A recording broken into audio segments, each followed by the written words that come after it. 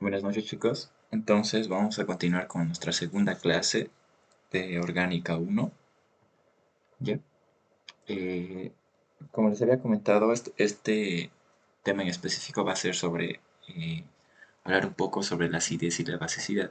¿Ya? Es, este ya es necesariamente un ejercicio de su examen. ¿Ya? Va a entrar necesariamente comparaciones de acidez de un grupo de compuestos en su examen. Entonces, espero que presten mucha atención. ¿Ya? Primeramente vamos a avanzar rápidamente sobre cuáles son los tipos de fuerzas que existen dentro de las moléculas. Y son dos tipos. ¿Ya? Las fuerzas intramoleculares y las fuerzas intermoleculares. Sobre las fuerzas intramoleculares ya habíamos hablado que ocurren dentro de los átomos de una molécula y habíamos dicho que existen enlaces iónicos, enlaces covalentes y los metálicos, que son aquellos compuestos organometálicos que generan polaridad y cargas netas, ¿no? Positivas en las moléculas. No es muy relevante porque ya lo habíamos mencionado también. Lo más importante son las fuerzas intermoleculares, ¿ya? Que dan las propiedades físicas a las sustancias. Depende de la intensidad de las fuerzas intermoleculares que hay en cada molécula, las propiedades de los compuestos van a ser diferentes, ¿ya? Por eso propiedades físicas entre alcoholes, digamos, varían. Entonces, ¿en función de qué varían? Y eso es lo que vamos a tratar de entender, ¿ya? ¿Por qué, digamos, el metanol tiene diferentes propiedades físicas que el etanol? ¿Ya? Eso vamos a tratar de entender. No sé si ustedes conocen el etanol o el metanol, pero vamos a tratar de explicarles, ¿ya? Las primeras fuerzas intermoleculares de las cuales vamos a hablar son las fuerzas de Van der Waals, ¿ya? Que existen de tres tipos, las fuerzas de Van der Waals. Una es de tipo fuerzas ion-dipolo. ¿A qué se refiere ion-dipolo? Ion cuando ya tenemos una carga neta establecida en un átomo y el dipolo significa simplemente a una carga parcial, ¿ya? Cuando nosotros hablamos de dipolo significa que la molécula sí es estable, pero hay un átomo que es más electronegativo que los demás. ¿Se acuerdan que hablábamos eso? ¿No ve? Puede ser que la molécula sea estable, es decir, que no hay cargas formales, no hay una carga positiva y una carga negativa establecidas, pero sí hay un átomo que es electronegativo, entonces genera un efecto inductivo, ¿no ves? Eso habíamos dicho. Entonces, pues, las fuerzas ion-dipolo se refieren a eso. Fuerzas ion, es decir, que hay una carga formal ya establecida, que se enlaza a un átomo con una carga parcial, por eso se lo llama dipolo. Entonces, la primera tipo de fuerzas de Van der Waals son las de tipo ion-dipolo. Ya, aquí te explica, se produce entre una sustancia iónica, es decir, cargada, y una sustancia covalente. Polar. ¿Por qué polar? Porque hay un átomo electronegativo y genera un efecto inductivo. ¿No ve? Acá, si pueden ver, se lo conoce también como solvatación. Acá te dice la solvatación. ¿Por qué? Porque estabiliza las cargas. ¿Ya? Fíjense, no sé si se puede ver aquí bien. Estas moléculas, por ejemplo, esta molécula, no sé si la voy a presentar, tal vez se ve mejor. Fíjense, acá el átomo pintado de rojito es un átomo de oxígeno y los átomos pintados de blanquito son los átomos de hidrógeno. Entonces, esta es una molécula de agua, ¿no ve? Una molécula de agua cargada, no tiene cargas negativas y positivas formales, sino tiene cargas parciales únicamente. ¿Por qué? Porque el oxígeno es el átomo electronegativo que genera una polaridad en la molécula. Voy a aceptar a su compañero. ¿Ya? ¿No ve? Habíamos dicho eso. Entonces, fíjense, esta es una molécula estable. Pero fíjense, hay presente en la solución o en un matraz o en un vaso precipitado, en lo que tú te imagines, hay iones cargados. Fíjense, aquí hay un ion positivo cargado netamente. Entonces, ¿qué ocurre? La carga formal positiva se estabiliza. ¿De qué forma? Esta carga positiva se va a tratar de acercar al átomo electronegativo. ¿Cuál es el átomo electronegativo? El oxígeno. El oxígeno. ¿Por qué? Porque el oxígeno es electronegativo, entonces hay una carga parcial negativa en el oxígeno, ¿no ve? Habíamos hablado de eso. Entonces, la carga parcial negativa se va a acercar a la carga formal positiva. ¿Y qué va a generar? Fíjense, la carga positiva que es fuerte porque es una carga formal, o sea, no hay nada que lo estabilice, se va a tratar de acercar a todos los átomos que son electronegativos, fíjense, con todas estas moléculas de agua.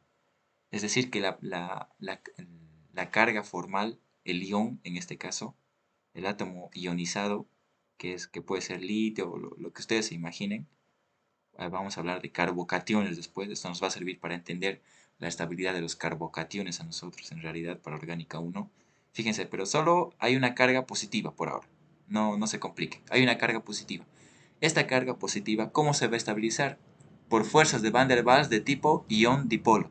¿Por qué? Porque hay un ion, una carga formal positiva, que está siendo estabilizado por átomos electronegativos que no están cargados formalmente, pero sí hay cargas parciales negativas del oxígeno, ¿no ve? Entonces fíjense, la carga positiva es rodeada por moléculas de agua, porque las moléculas de agua tienen un átomo que es el oxígeno, que es electronegativo, entonces tiene cargas parciales negativas que tratan de estabilizar la carga positiva. Es decir, lo atrapan, entonces de cierta forma lo estabilizan. A eso se llama solvatación, ¿ya? La solvatación, eso se llama solvatación. A ver, por ejemplo, un ejemplo bien común, digamos, ¿por qué la sal se disuelve en agua? Nosotros sabemos que la sal es cloruro de sodio, entonces son enlaces iónicos, ¿no ve? Un ejemplo, enlaces iónicos, cloro y sodio, ¿no ve? Sodio positivo, cloro negativo. Entonces, de cierta forma, en el agua se solvatan, ¿no ve? Esos iones son solvatados por moléculas de agua, entonces ahí también ocurre el proceso de solvatación, ¿no ve? Cargas formales con cargas parciales, fuerzas ion-dipolo, así de simple. Los otros tipos de fuerzas son fuerzas dipolo-dipolo, esto ya lo habíamos visto en los enlaces covalentes, fíjense, no hay cargas formales, simplemente hay cargas parciales, donde fíjense, primero carbono, cloro, entonces ya hay unas fuerzas dipolo-dipolo. ¿Por qué dipolo-dipolo? Porque no hay cargas formales establecidas, solo hay cargas parciales. ¿No ve? Sí, evidentemente va a haber estas fuerzas dipolo-dipolo en moléculas polares. ¿Por qué? Porque siempre va a haber un átomo más electronegativo que los demás. ¿Está bien? Esto es facilito, ¿no ve? Esto también habla mucho de la polaridad, lo que habíamos hablado antes.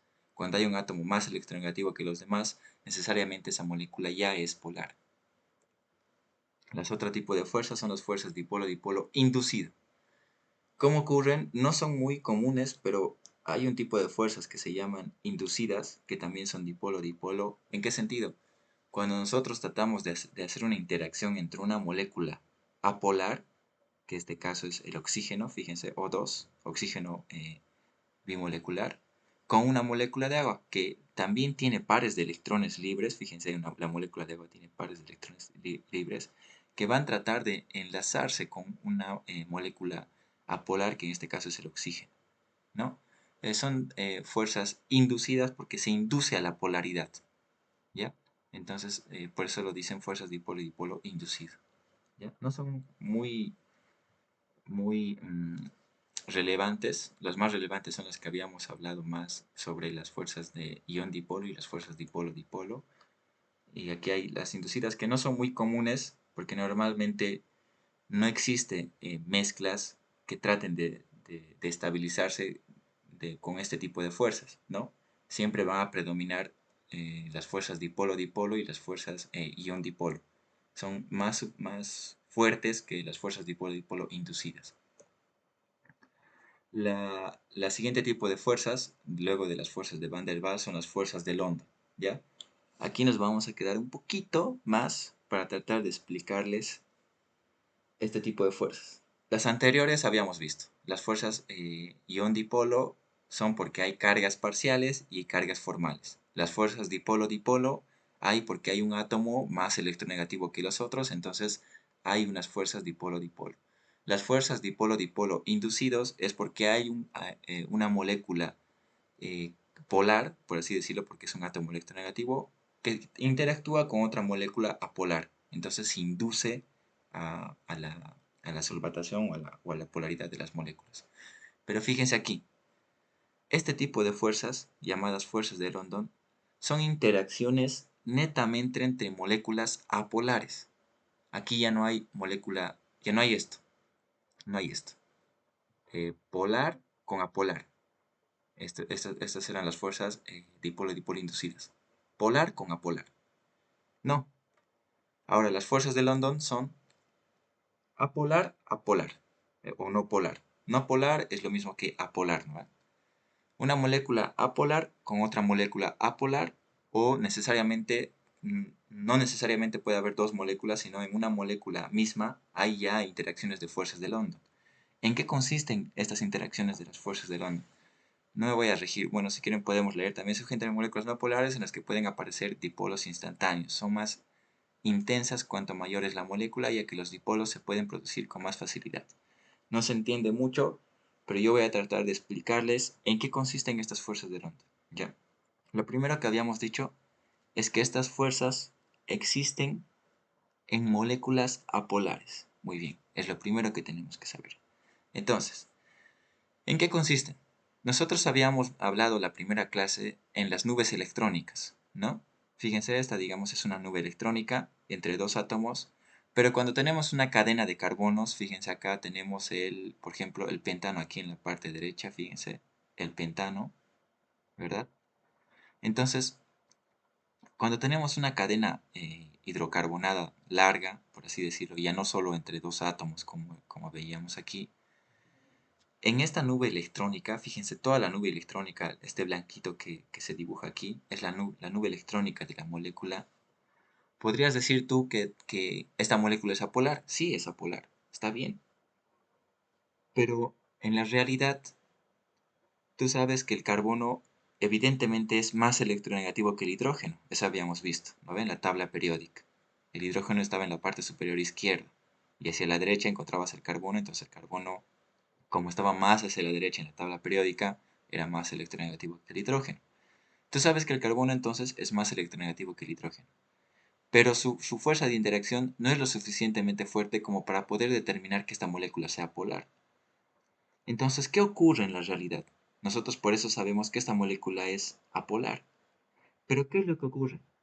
Que en algún momento en el espacio, en algún tiempo en el espacio, se induce a una polaridad instantánea. Es decir, que la nube electrónica no es tan uniforme todo el tiempo, ¿ya? En algún momento, el carbono va a tratar de atraer más fuerte hacia él los electrones, entonces se genera un dipolo, ¿vale? Es decir, hay lugares en los que hay más electronegatividad y en otros lugares donde hay menos electronegatividad, ¿ya? No sé cómo poder explicarles aquí. Aquí está, miren, aquí te habla de dipolos instantáneos. Molécula apolar, se genera un dipolo instantáneo. A ver, fíjense, acá está, cuando hablábamos de dipolos inducidos. Es decir, cuando una carga positiva, que en este caso es el hidrógeno, por así decirlo, con una carga parcial negativa, que en este caso va a ser el carbono porque es más electronegativo, va a tratar de atraer los electrones hacia el carbono en algún momento en el espacio. ¿No ve? En algún momento va a generarse este dipolo inducido. Entonces, en algún momento va a haber una diferencia de polaridad. ¿No ve? Va a haber dipolos inducidos. Eso ocurre necesariamente en moléculas apolares. ¿Ya? Son, si quieren poner una definición, son cargas formales, perdón, son cargas parciales que se establecen en el tiempo en la interacción entre moléculas apolares. Eso podríamos decir cuando nosotros hablamos de las fuerzas de London, ¿ya? Entonces, estas fuerzas son necesariamente inducidas cuando nosotros tenemos la interacción entre moléculas apolares. Fíjese, necesariamente cadenas de carbono. ¿Y a qué se debe esto? A la superficie de la molécula. Es decir, que mientras más grande sea la molécula, las fuerzas de London son más fuertes. ¿Por qué? Porque hay más carbonos donde puede ocurrir esos dipolos instantáneos. ¿Me dejo entender? Mientras más grande sea la molécula, hay más posibilidades de generar estos dipolos instantáneos, por tanto las fuerzas de London son más fuertes. Entonces la atracción entre moléculas apolares es más fuerte. Fíjense que hay dos moléculas del mismo compuesto, que es el pentano, Entonces, fíjense, el pentano ya tiene 5 carbonos. Entonces, su superficie, el área, o sea, el átomo es más grande, el área es más grande. Entonces, las fuerzas de London son más grandes. Y debido a estas fuerzas de London, es que se diferencian en sus propiedades físicas, por ejemplo, el metano, el etano, el propano, el butano y el pentano tienen propiedades físicas diferentes. ¿Y a qué se deben? A las fuerzas de London. Ahora sí están tratando de comprender. ¿Por qué sus propiedades físicas son diferentes? Porque las fuerzas de London son diferentes. El pentano va a tener punto de ebullición mayor a la del propano. El propano sabemos que es CH3, CH2, CH3, ¿no ves? Más chiquitito. Entonces sus fuerzas de London van a ser más pequeñas. Entonces no hay tanta atracción entre moléculas. Entonces su punto de ebullición va a ser pequeño. Eso si quieren anótense. El propano tiene un punto de ebullición menor a la del pentano. ¿Por qué? Porque las fuerzas de London en el propano son menores debido al área superficial de interacción entre las moléculas de propano. En cambio, el pentano tiene mayor área o mayor superficie de interacción entre las moléculas de pentano, por tanto las fuerzas de London del pentano son mayor y su punto de ebullición va a ser mayor. Va a ser más difícil evaporar el, el pentano. A ver, no sé si hay alguna duda hasta aquí, tal vez.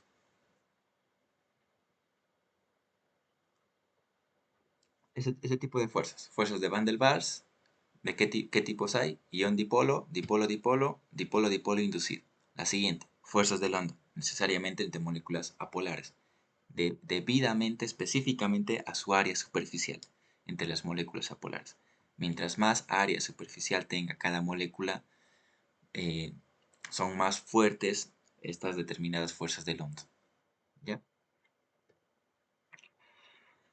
Los siguientes tipos de fuerzas intermoleculares que podemos encontrar son las llamadas puentes de hidrógeno, ¿ya?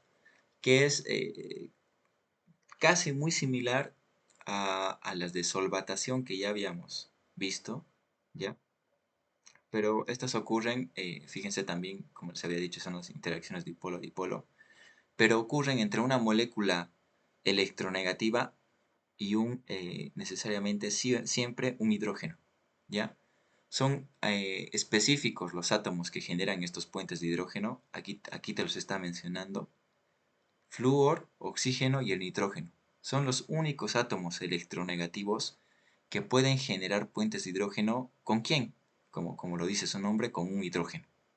El nitrógeno, el flúor o el oxígeno son los únicos átomos que pueden generar estos puentes de hidrógeno, ¿ya? ¿De qué forma? Tú sabes que cualquiera de estos tres átomos son electronegativos, entonces van a tratar de atraer iones hidróneo, en este caso como el hidrógeno. ¿Por qué? Porque ¿cuáles son sus características de estos tres átomos? Que tienen pares de electrones libres.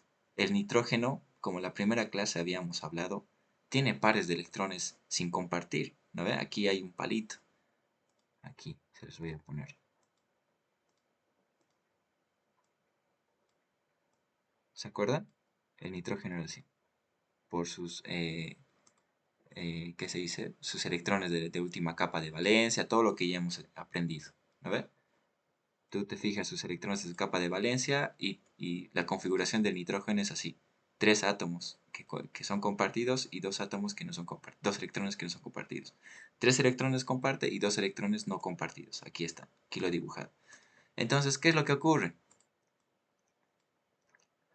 Este par de electrones sin compartir del nitrógeno va a tratar de enlazarse, ¿ya? Va a tratar de enlazarse con algún átomo que esté por ahí. ¿Por qué? Porque este nitrógeno es electronegativo. Este nitrógeno es electronegativo. Entonces va a tratar de capturar iones hidrógeno. Y fíjense, la flechita se va a ir hacia el hidrógeno, porque el hidrógeno, ¿qué ocurre aquí? En esta molécula de agua, ¿qué átomo es el electronegativo? El oxígeno. Ahí está. El efecto inductivo se va hacia el oxígeno. Entonces la carga parcial está en el hidrógeno. El hidrógeno está tratando de irse, ¿no ve? Porque el oxígeno está capturando todos los electrones. ¿No ve lo que habíamos explicado tanto en la anterior clase? El oxígeno, al ser tan electronegativo, quiere todos los electrones para él. Entonces le está tratando de quitar sus electrones al hidrógeno. Entonces el hidrógeno está sin ningún electrón. Y el hidrógeno entonces dice, ¿qué hago? ¿Qué voy a hacer sin ningún electrón? Y aquí el nitrógeno, ¿qué le dice? Yo tengo un par que te puedo compartir. No te vas a quedar solito, yo tengo un par que te puedo compartir. Entonces fíjense, trata de compartirle su par de electrones. Entonces el hidrógeno dice, ya, entonces me acercaré hacia al nitrógeno también. ¿No ve? Esos son los puentes de hidrógeno. ¿Ya? Ocurren así. Lo mismo aquí. Aquí el nitrógeno también tiene hidrógenos. Y el nitrógeno, al ser electronegativo, entonces estos hidrógenos se quedan solitos. Entonces estos hidrógenos pueden generar puentes de hidrógeno con otras moléculas, como otra molécula de agua, digamos. Aquí está. Aquí está, fíjense. Aquí. Lo mismo aquí. Fíjense, entre la molécula de agua y este caso es un éter. ¿Ya? Luego vamos a ver la nomenclatura. Fíjense, el oxígeno tenía dos pares de electrones. ¿No ve? Digamos que estén dibujadas así. Tiene dos pares de electrones. Entonces, la molécula de agua, fíjense, es electronegativa. ¿Por qué? Porque el átomo más electronegativo es el oxígeno, entonces genera un efecto inductivo. La carga parcial, ¿en dónde está? En el hidrógeno. ¿Por qué? Porque el hidrógeno se va a quedar solito porque el oxígeno trata de capturar todos los electrones. Entonces, este éter le dice, mira, yo tengo un par de electrones que te puedo compartir. Y le trata de compartir. ¿Ya? Este compartimiento de electrones obviamente no ocurre así con una línea directa, sino más bien punteada. Así se los denota los puentes de hidrógeno. ¿Ya? Entonces, lo que tienen que saber es que necesariamente estos puentes de hidrógeno ocurren entre estos tres átomos, cualquiera de estos tres, flúor, oxígeno o nitrógeno, y un átomo de hidrógeno. Cualquiera de estos tres con un átomo de hidrógeno. ¿Ya? Esos son los puentes de hidrógeno. ¿Por qué ocurren estos puentes de hidrógeno? Porque de esta forma se estabilizan o se solvatan, porque este es un proceso de solvatación también, porque se diluyen, se homogeniza toda la muestra. Entonces, de cierta forma, estos puentes de hidrógeno estabilizan cargas tanto formales como parciales dentro de una mezcla de compuestos. ¿Ya? Eso es lo más importante que tienen que saber. Son puentes de hidrógeno de estabilización, de estabilidad de moléculas, ¿ya? Eso es lo que tienen que saber, estabilidad. Ahora sí vamos a entrar después de una pequeña introducción de las fuerzas que pueden existir, que traten de estudiar un poquito eso porque les va a servir mucho, ¿ya? Sobre todo para reacciones químicas con compuestos orgánicos. Los puentes de hidrógeno y la solvatación son muy usados para poder entender. Todo esto que estamos haciendo es para poder entender al final reacciones químicas, ¿ya? Procesos químicos. Entonces vamos a empezar con conceptos de ácidos y bases. Y hay tres conceptos, tres teorías de las cuales nosotros nos vamos a regir y las vamos a conocer para poder entender mejor qué es un ácido y qué es una base, ¿ya? El primer concepto, la primera teoría que vamos a avanzar es la de Arrhenius. Ácidos y bases de Arrhenius, ¿ya? Y según su definición de Arrhenius, te dice que son los ácidos aquellos que se disocian en agua, ¿ya? Todos los compuestos son ácidos o son llamados ácidos porque son aquellos que sí se disocian en agua. ¿A qué se refiere con disociación? ¿A qué se refiere con disociación? En otras palabras, se refiere a disociación cuando después de enlaces eh, dipolo-dipolo, fíjense, enlaces covalentes, que ya habíamos hablado, es decir, que no hay cargas formales, a partir de estas moléculas sin cargas formales, se disocian en cargas formales. A eso se llama disociación. Es decir, que ya aparecen cargas negativas y cargas positivas, pero previamente antes no estaban disociados. Antes habían solo enlaces covalentes, hidrógeno, cloro y una molécula de agua. Nosotros sabemos que aquí no hay cargas formales, pero la disociación ocurre cuando ya existen cargas formales, pero fíjense, ¿se disocian en qué sentido? para dar iones hidronio. Aquí está, una molécula cargada positivamente H3O, ¿no? Fíjense, en este caso entonces el cloro al ser electronegativo captura todos sus electrones del hidrógeno y el hidrógeno se carga positivo y la molécula de agua, al tener un oxígeno que puede compartir los pares de electrones, captura este ion hidronio, entonces se genera una molécula cargada positivamente. ¿No? Por tanto, entonces, las bases son aquellas que también se disocian, pero que generan, en vez de generar una carga positiva, generan una carga negativa en la molécula de agua. Iones hidróxido se llama, ¿no? Un ion hidróxido, fíjense, OH. ¿No ve? Entonces, son todos los ácidos aquellos que generan una carga parcial positiva en la molécula de agua y son todas aquellas las bases que generan una molécula negativa en la molécula de agua, el ion hidróxido. Aquí ya te hablo un poco del pH, que luego vamos a ver, pero pKa, que es el logaritmo, ¿no? de los iones hidróneo. Acá está, los iones hidróneo. Esa es una definición de ácidos y bases de Arrhenius. Los ácidos son aquellos que se disocian generando una carga positiva en la molécula de agua. ¿A qué se llaman bases? Son las bases aquellos que generan una carga negativa en la molécula de agua. Simplemente eso. ¿Ya? Es el concepto menos utilizado. Uno de los más utilizados es este que podemos ver aquí, los ácidos, el concepto de ácidos y bases de Bronsted y Lowry. Los ácidos son aquellos que pueden donar un protón, ¿ya? Los ácidos de Bronsted y Lowry son aquellos que son capaces de donar un protón. ¿Qué es un protón? Es un hidrógeno sin ningún electrón apareado. ¿Por qué no hay ningún electrón apareado en el hidrógeno? Porque ya previamente la molécula ha capturado ese ion hidrógeno, ese electrón, perdón, ¿no ve? ¿Cómo lo ha capturado? Porque hay un átomo evidentemente electronegativo. Ejemplo, aquí tenemos este ácido que es un ácido carboxílico, más conocido como ácido acético. Este es un ácido acético, ¿ya? El ácido acético. Fíjense, aquí hay un hidrógeno que puede ser ácido. ¿Por qué? Porque al lado de él hay un oxígeno que evidentemente sabemos que el oxígeno es un átomo electronegativo. Entonces este oxígeno va a tratar de capturar iones hidróneo. Perdón, sus electrones. Va a tratar de capturar sus electrones.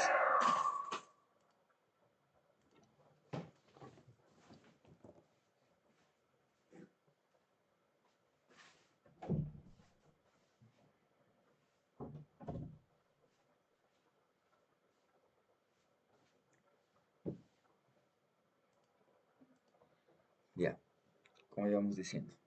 Entonces aquí tenemos un hidrógeno que puede ser ácido porque está enlazado a un oxígeno o un átomo que es muy electronegativo, que en este caso es el oxígeno. Entonces, este oxígeno, al ser muy electronegativo, va a tratar de capturar todos los electrones. Entonces, va a tratar de soltarlo a esta molécula a este átomo de hidrógeno, ¿verdad? Pero lo va a soltar sin su electrón. Nosotros sabemos que en su capa de valencia el hidrógeno tiene un electrón, ¿no ve? Pero ese electrón se lo va a quedar el oxígeno porque es electronegativo. Entonces, ese hidrógeno sin ningún tipo de electrón se lo llama protón. ¿Por qué? Porque está cargado positivamente, porque ha perdido su electrón que tenía. Al perder su electrón que tenía, entonces el átomo se carga positivamente. A ver, también se lo llama ion hidronio. ¿Ya? Ion hidronio o protón.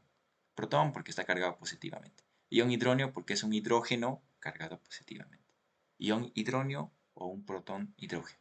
¿Ya? Entonces, ese es un ácido. Aquel que puede dar un protón.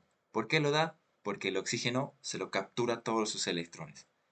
Por consiguiente, ¿a qué se llama base de Bronsted y Lowry? Es aquel que va a tratar de aceptar ese protón, simplemente. El ácido es aquel que da el protón y la base es aquel que acepta el protón. Entonces, fíjense, ¿cuál va a ser la base? Va a ser este. ¿Por qué? Porque tiene un par de electrones libres, como ya les había hablado hace rato. Aquí, este tiene su par de electrones libres que le va a prestar al hidrógeno, ¿no ve?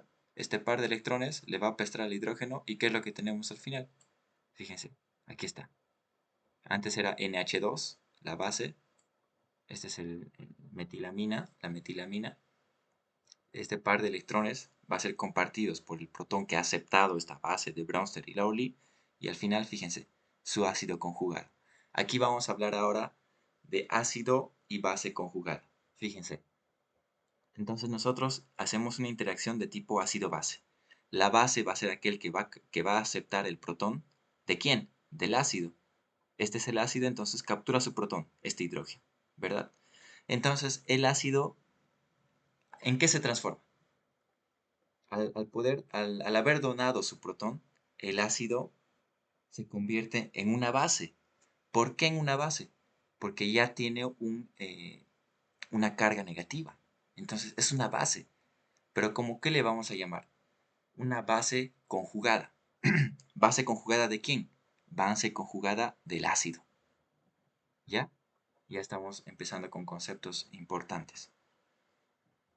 El ácido, después de interactuar con una base, se genera otra molécula, ¿no ve? Después del ácido, después de haber perdido su protón o su ion hidronio, se genera su base conjugada del ácido. Aquí está, simplemente sin el hidrógeno y la carga negativa. ¿No ve? Aquí está. Lo mismo que la base. Al haber aceptado después del protón, después de haber aceptado un protón, la base se genera se transforma en su ácido conjugado. Después de la base se convierte en ácido conjugado. ¿Por qué ácido? Porque hay una carga parcial, una carga formal positiva. ¿Ya? Hay una carga positiva, entonces este es el ácido conjugado de la base.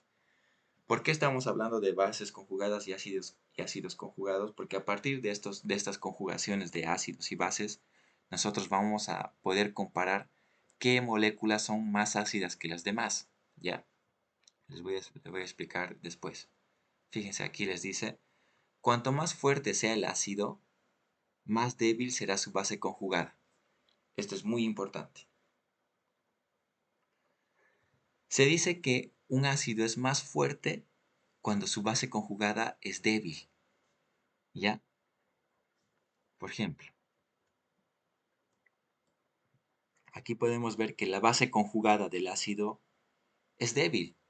Ya vamos a explicar por qué. Por efecto de resonancia, esta base o esta molécula, sin decirle base ni nada, esta molécula es estable. A pesar de que tiene una carga negativa, esta carga negativa va a ser estabilizada por resonancia. Y hemos hablado un poquito de resonancia en la anterior clase. Entonces, esta molécula es estable, por tanto, es débil. Al ser débil, entonces su ácido es fuerte. Eso te dice. Cuanto más fuerte es el ácido, más débil es su base conjugada. Es decir, al tener una base débil, entonces su ácido va a ser fuerte. Y viceversa. Vamos a entender mejor eso en las siguientes diapositivas. Aquí ya te habla de otro tipo de ácidos. Fíjense, hay los ácidos carboxílicos, los fenoles también son ácidos en función a sus grupos funcionales. Aquí existen determinados grupos funcionales que le imparten propiedades ácidas a las moléculas orgánicas y hay otras que les imparten propiedades básicas. Por ejemplo, nosotros sabemos que el nitrógeno tiene carácter básico. ¿Por qué? Porque tiene pares de electrones que puede donar, ¿no ve? Aceptando de esta forma iones hidróneo, lo que decíamos acá.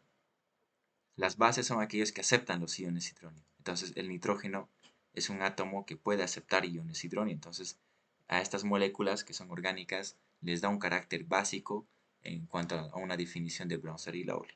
¿No ve? Eso te trata de decir. El siguiente concepto, un ratito, por favor.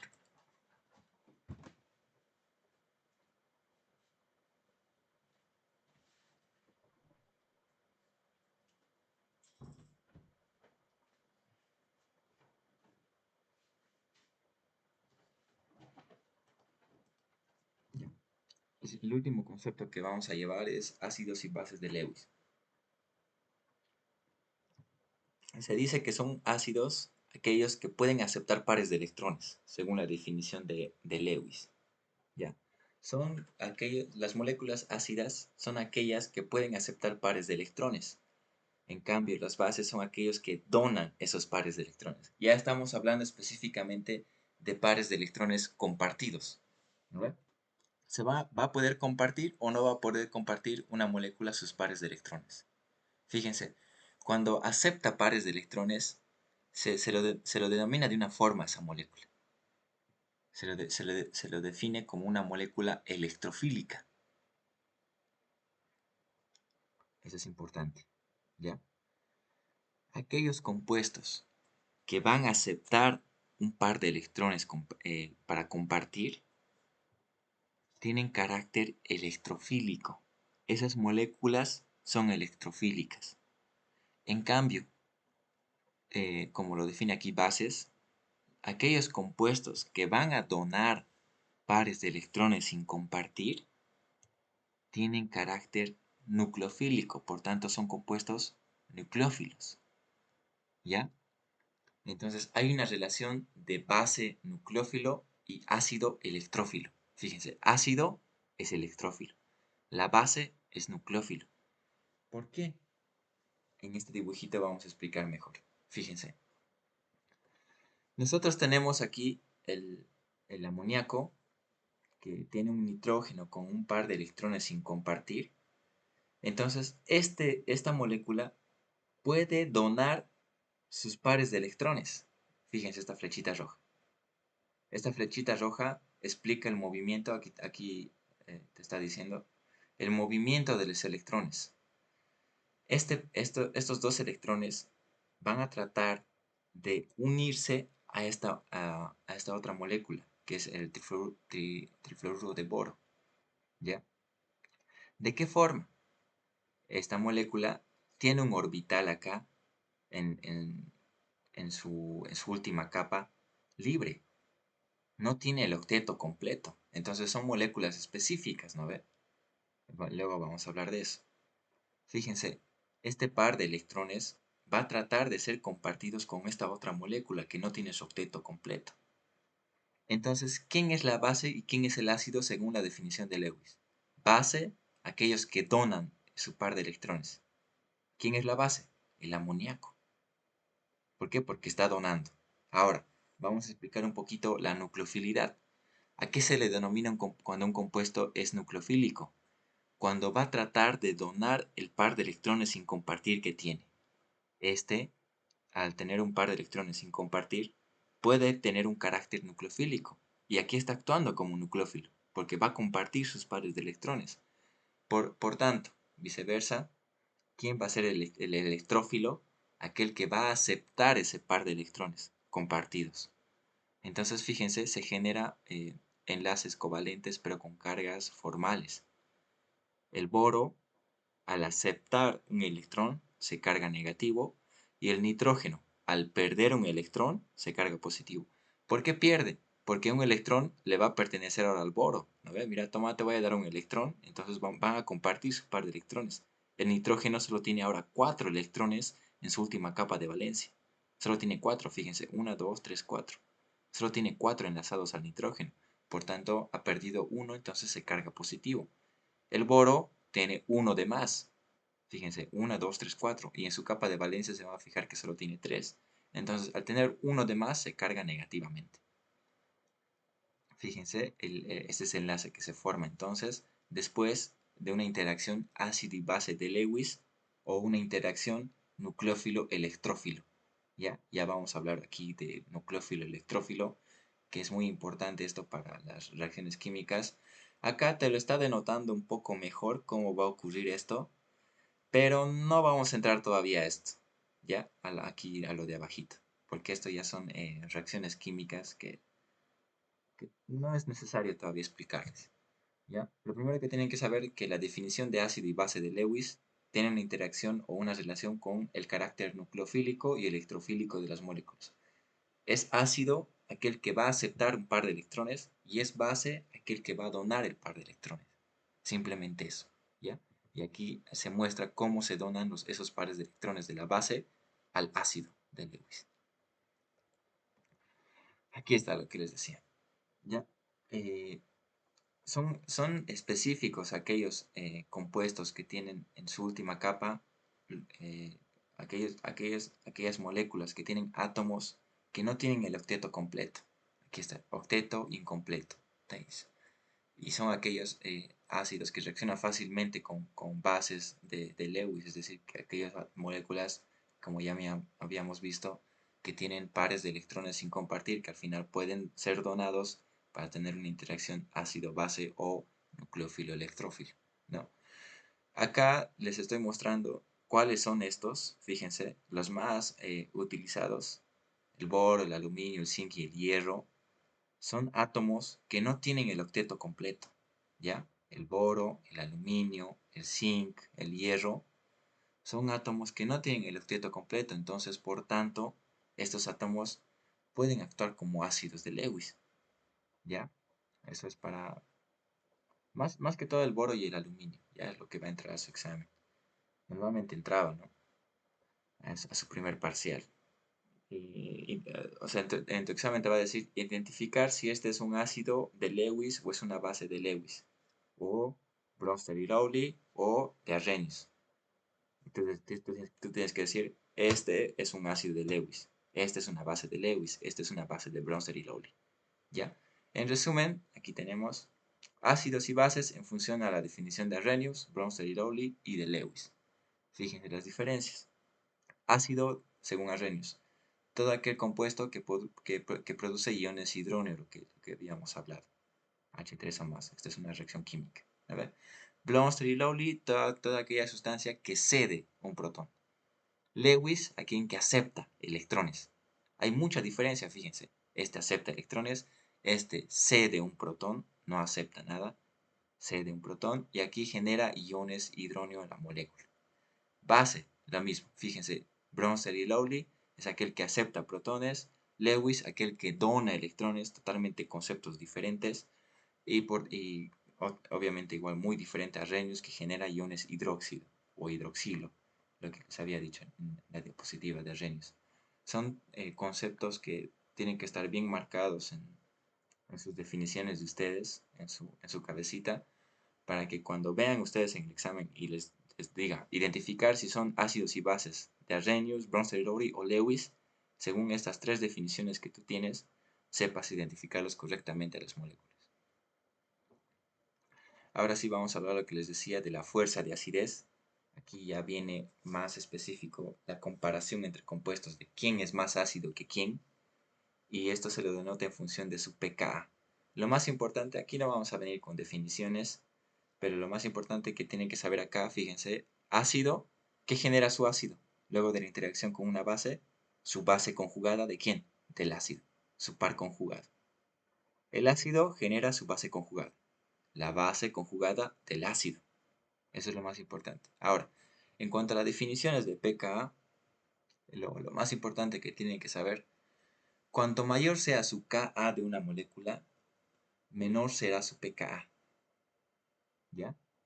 Es inversamente proporcional. ¿Por qué? Porque es una interacción logarítmica, ¿no? Fíjense, es una interacción logarítmica. Cuanto mayor sea su Ka, va a ser menor su pKa, ¿ya? Y cuanto menor sea el pKa de una molécula, significa que es más ácida, ¿ya? Y cuanto mayor sea su pKa, también es más ácida. ¿Por qué? Si el Ka aumenta, ¿qué va a pasar con pKa? Si es logarítmico, el pKa es el logarítmico negativo del Ka, entonces el pKa va a disminuir. Si el Ka, mientras Ka más grande, pKa más pequeño. Y cuanto el pKa sea más pequeño, significa que esa molécula es más ácida, ¿ya? A pKas bajos, pequeños, aquí la flechita hacia abajo te está diciendo, a pKas pequeños es más ácido el compuesto. Simplemente eso, ¿ya? Es lo más importante.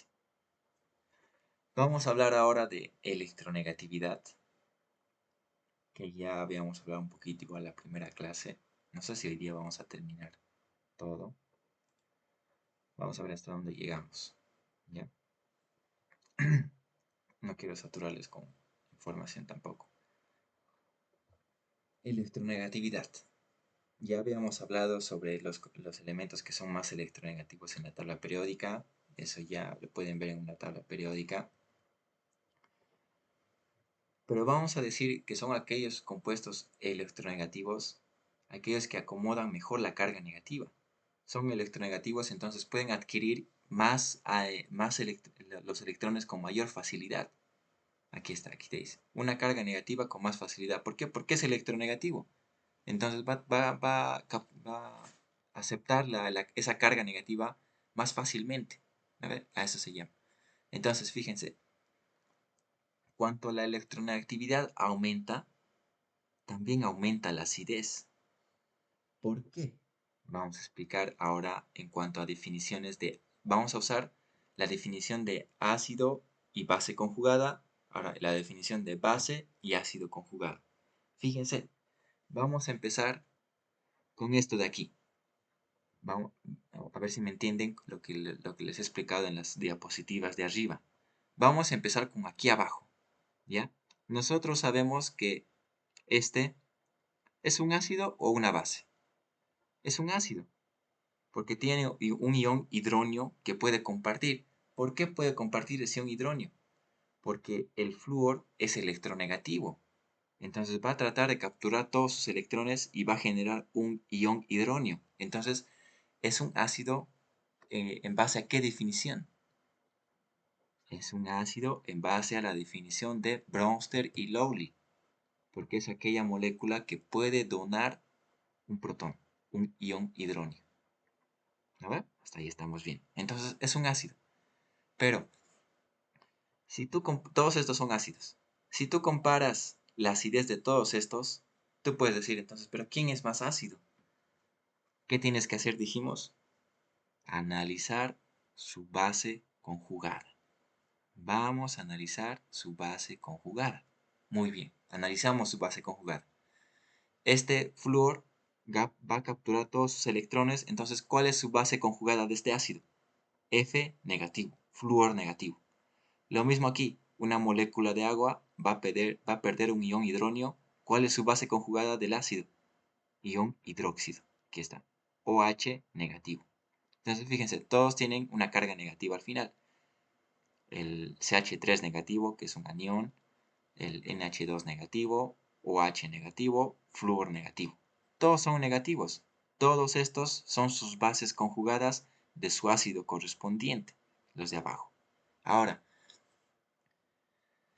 lo que les decía hace rato, yo les había dicho que cuanto más débil sea su base conjugada, el ácido es más fuerte. Cuanto más débil sea su base conjugada, el ácido es más fuerte. Entonces, fíjense, el flúor tiene una carga negativa, el oxígeno tiene una carga negativa, el nitrógeno tiene una carga negativa. Todos son negativos. Entonces, en función a qué yo me voy a basar quién es más estable. En función a la electronegatividad. Si tú te fijas tu tabla periódica, te vas a ir dando cuenta que de izquierda a derecha aumenta la electronegatividad. Entonces te vas a ir dando cuenta que el flúor es más electronegativo que el oxígeno. Por tanto, el flúor va a acomodar mejor la carga negativa que el oxígeno. Entonces, el flúor es más estable que el ion hidróxido. ¿Por qué? Porque el flúor va a acomodar mejor la carga negativa. Entonces, al ser este el átomo más débil, la base conjugada más débil, ¿por qué débil? Porque va a estabilizar bien la carga negativa, va a ser estable, una molécula estable. Entonces, no va a tratar de irse a su ácido. ¿No ve? Entonces, al ser estable, su ácido va a ser el más fuerte. ¿Por qué va a ser más fuerte? Porque va a tratar de estabilizarse hacia su base conjugada. ¿No ve? No sé si me estoy dejando entender. Al tener una molécula estable en función a su electronegatividad, ya comparando compuestos, ¿no? Estamos comparando compuestos, al ser el flúor más electronegativo que el oxígeno, entonces el flúor va a ser más estable. Al ser más estable es más débil, una base conjugada más débil. Por tanto, su ácido es más fuerte. El flúor es más electronegativo que el oxígeno es más electronegativo que el nitrógeno, y el nitrógeno evidentemente es más electronegativo que el carbono. Entonces, el orden creciente de acidez, de fuerza de acidez, es del carbono hacia el flúor, fíjense. No sé si está claro esta parte o tienen alguna pregunta o quieren que repita. Nos estamos basando netamente en características electronegativas, ¿no ve? Hay muchas más cosas que vamos a ver todavía. Ahora viene el tamaño de la molécula. No, sí, el tamaño de la molécula. Me he pasado mucho. A ver, alguien dijo algo. Está claro. Gracias, Abigail. El siguiente concepto en el cual nosotros nos vamos a regir en la diferencia de acidez de los compuestos es su tamaño, ¿ya? Y correspondiente a su tamaño, nosotros en la tabla periódica nos tenemos que fijar en su número atómico de cada átomo, en función a su número atómico, ¿ya? Cuanto mayor número atómico, mayor tamaño. Y esto es evidentemente o más, se lo ve más claro en los compuestos halógenos, ¿ya? Son compuestos halógenos el flúor, el cloro, el bromo y el yodo, ¿ya? Si ustedes se van a fijar en su tabla periódica, se van a dar cuenta que el yodo es el átomo más grande que existen entre los compuestos halógenos, ¿ya? De forma vertical se van a fijar en su tabla periódica, el yodo es el átomo más grande, ¿ya? Y al ser más grande, entonces, al ser el átomo más grande, la carga negativa se va a acomodar mejor en todo el átomo. La carga negativa va a tener más espacio de movimiento en todo el átomo. Más espacio en todo el átomo que el bromo. El bromo va a ser de mayor tamaño que el cloro. Y el cloro va a ser de mayor tamaño que el flúor. ¿Ya? Fíjense la diferencia de tamaños. Entonces, al ser más grande el átomo, va a acomodar mejor la carga negativa. Por tanto, si acomoda mejor la carga negativa, su ácido es más fuerte. La base conjugada débil, ácido fuerte. Lo mismo que hace rato. Lo mismo acá, otro ejemplo entre un oxígeno y el azufre. El azufre tiene mayor tamaño que la molécula del oxígeno. Fíjense, la estructura es la misma, ¿verdad? CH3OH, aquí CH3SH. ¿En qué se diferencian? En el tamaño de la molécula tanto del oxígeno como del azufre. El azufre tiene un mayor tamaño, entonces fíjense, va a acomodar mejor la carga negativa, por tanto es más débil su base conjugada, entonces el ácido es más fuerte. ¿Verdad? Al ser una base conjugada más débil, su ácido es el más fuerte. ¿Está bien? Siempre vamos a ir comparando, si se han dado cuenta, del ácido su base conjugada. Si su base conjugada es el más débil en comparación de los demás, por tanto, ese ácido es el más fuerte que va a haber. ¿Verdad? Y así vamos a ir comparando compuestos. Esto que no es muy usado, pero la hibridación también influye en la acidez. Fíjense, cuando mayor sea el carácter S en un enlace, ya habíamos hablado de alquinos, alquenos y alcanos, un poquito, ¿no? Fíjense que cuando nosotros tengamos una relación entre estos átomos, cuando queramos comparar átomos de diferente hibridación, me refiero a una hibridación sp3, sp2 y sp, nos vamos a basar en el tipo de enlace. Cuando mayor sea el carácter S de un enlace, significa que ese compuesto es más ácido, porque tiene un pKa menor, simplemente. ¿Ya? ¿Por qué? Porque los electrones están más unidos, la densidad electrónica está más próxima, o sea, es más fuerte el enlace entre carbono-carbono, por tanto estos hidrógenos van a ser relativamente más ácidos en comparación a un sp2 y más ácidos en comparación a un sp3. Simplemente es eso, ¿ya? O evidentemente o únicamente en cuando nosotros queramos comparar compuestos que tengan de diferencia solamente el tipo de hibridación, como en este caso, fíjense, acá en estos ácidos tenemos una hibridación sp3, acá un sp2, acá un sp2 y acá un sp. Fíjense, evidentemente el sp va a tener un carácter más ácido porque su pKa es menor, entonces es un ácido más fuerte, ¿verdad? En comparación a los otros dos. Acá no hay mucha diferencia de acidez. ¿Por qué? Porque también aquí es un enlace sp2, a pesar de que aquí hay un grupo bencil unido a este ácido. Pero también tiene un carácter sp2, una hibridación sp2. Aquí también un sp2, entonces no hay mucha diferencia de acidez entre estos dos compuestos. ¿Ya? Pero sí aquí, ¿por qué? Porque es una hibridación de tipo sp3. Simplemente es eso. ¿Ya? Solamente nos va a servir esto cuando queramos comparar compuestos que tengan hibridación diferente. Ya aquí no influye tanto la electronegatividad ni el tamaño de la molécula. ¿Por qué? Porque todos tienen grupos hidróxido. OH, OH, OH, OH. ¿No? No se diferencian en eso. Vamos a hablar un poquito del efecto inductivo, que ya habíamos hablado anteriormente, que el efecto inductivo necesariamente va a influir en la acidez de los compuestos, porque cuando un átomo es abstractor de densidad electrónica, fíjense aquí, aquí les va a decir abstractor o atractor de densidad electrónica. Cuando un átomo abstrae densidad electrónica, en este caso el cloro, aquí estamos viendo el ejemplo del cloro, cuando abstrae densidad electrónica, esto genera una carga más, por así decirlo, más fuerte en la carga parcial positiva. Entonces estabiliza la molécula, ¿verdad? Al tener un carácter electrofílico o un efecto inductivo más fuerte, genera un proceso de estabilización. En cambio, cuando nosotros tenemos donadores de densidad electrónica, un ejemplo de esto es el grupo metilo, el CH3, son como aquí, digamos, aquí el carbono podría haber sido un CH3, entonces estos van a donar densidad electrónica. Fíjense, la flechita va hacia el compuesto más electronegativo. Al ser donadores de densidad electrónica, el CH3, donan densidad electrónica. Entonces desestabilizan la molécula, desestabilizan el anión. Aquí vamos a ver ejemplos de aniones cargados negativos que al entrar en interacción con grupos donadores de densidad electrónica, los van a inestabilizar. ¿Ya? Un ejemplo, mmm, ¿cómo les puedo explicar esto? Nosotros ya sabemos que el grupo metilo o los grupos R, aquí como te dice los grupos R, son aquellos que donan densidad electrónica, ¿ya? Es decir, que la flechita va hacia la carga negativa. Pero nosotros cuando tenemos una carga negativa, digamos, ponte que esta sea la carga negativa, ahí está.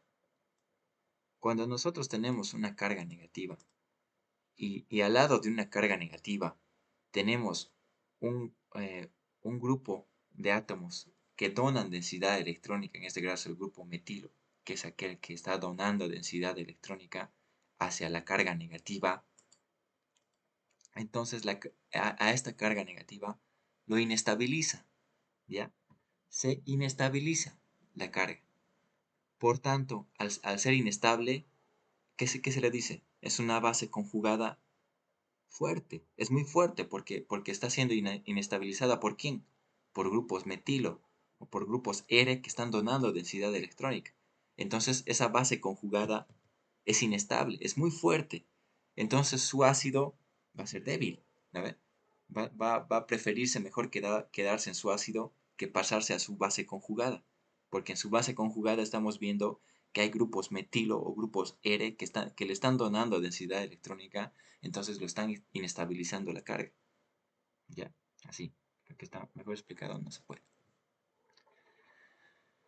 Vamos a ver ahora grupos abstractores de densidad electrónica, donadores y abstractores de densidad electrónica. Fíjense aquí, la diferencia entre estas moléculas es su grupo halógeno, que aquí tenemos un flúor, cloro, bromo, yodo.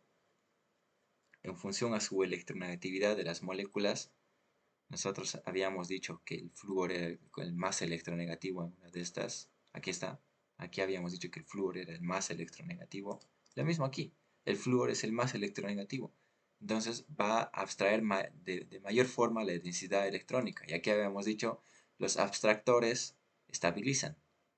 Entonces, al ser este más abstractor que los demás, va a estabilizar mejor su base conjugada. Por tanto, este ácido es el más fuerte porque va a tratar de irse a su base conjugada. Siempre que vean una molécula, piensen, o al menos cuando quieran comparar acidez, siempre tienen que hacer su base conjugada. Yo les estoy hablando aquí netamente de su base conjugada, Porque aquí no puedes analizar nada, porque hay cargas, no hay cargas formales aquí. Tú no puedes decir aquí cuál es más ácido, cuál es más básico. Yo lo único que estoy viendo, por ejemplo, de este, es su base conjugada. ¿Cuál es su base conjugada? Cuando este ion hidronio ya no esté. Cuando este ya no esté. Y aquí haya únicamente una carga negativa. Así. Eso estoy viendo. Lo mismo de toditos. Entonces, al tener aquí una carga negativa, ¿quién va a estabilizar mejor esta carga negativa? El flúor. ¿Por qué? Porque va a demandar densidad electrónica y al demandar densidad electrónica, ¿qué está haciendo? Está estabilizando esta carga negativa. ¿Por qué? Porque este flúor es más electronegativo que los demás, que el cloro, que el bromo, que el yodo. Entonces, al ser más electronegativo, va a estabilizar mejor esta carga negativa por toda la molécula. Por tanto, esta base conjugada es débil, es bien estable. ¿No ve? Por tanto, si su base conjugada es bien débil, es bien estable, ¿qué ocurre con su ácido? Su ácido es fuerte, es el más fuerte. Así se comparan grupos de moléculas. ¿Ya?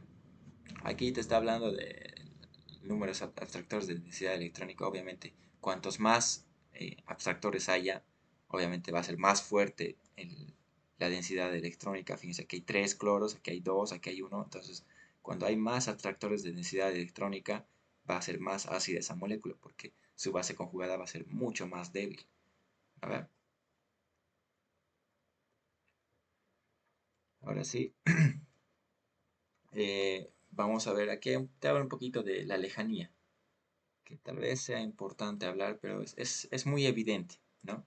Te dice cuando los átomos que son abstractores se encuentran más lejos de la carga negativa, por así decirlo, cuando se encuentran más lejos, entonces va a ser menor su fuerza de atracción. Y eso es evidente, ¿no? Obviamente, siempre fíjense en su base conjugada. Ahí está.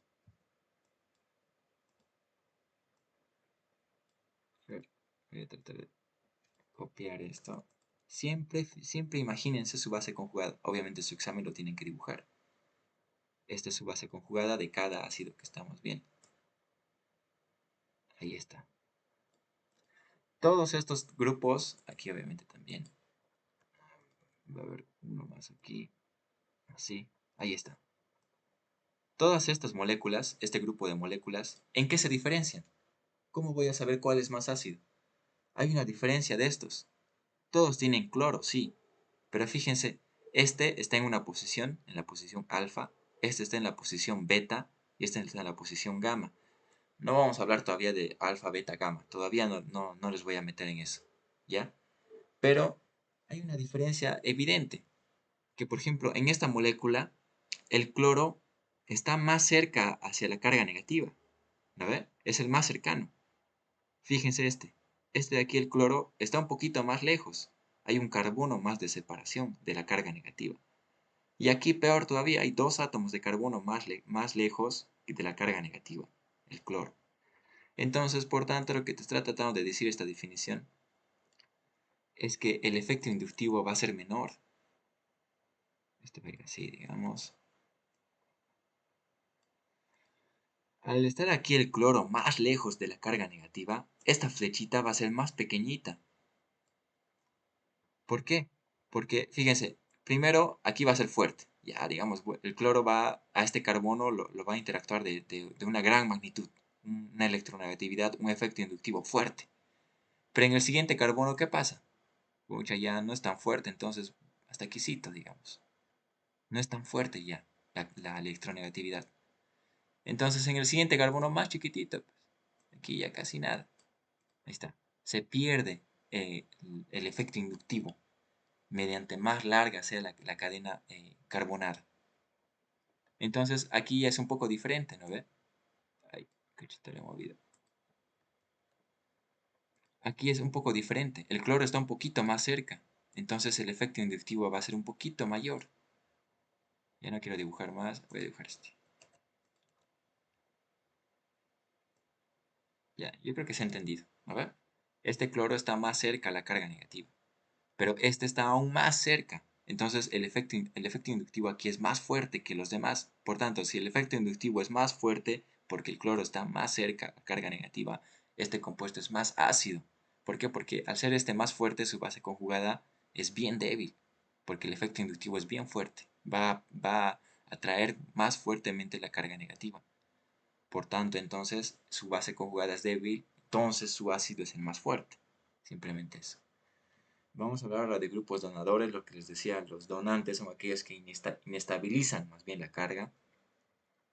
Aquí fíjense, nuevamente voy a agarrar esto y lo voy a copiar aquí.